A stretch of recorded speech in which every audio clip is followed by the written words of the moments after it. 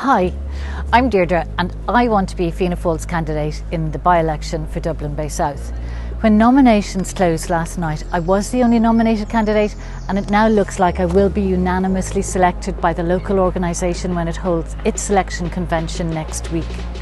I want to thank the many members of the party who nominated me to be their candidate, and I want to pay tribute to my party colleagues Claire O'Connor and Elizabeth Watson, who on this occasion decided not to seek the nomination. I really value their support.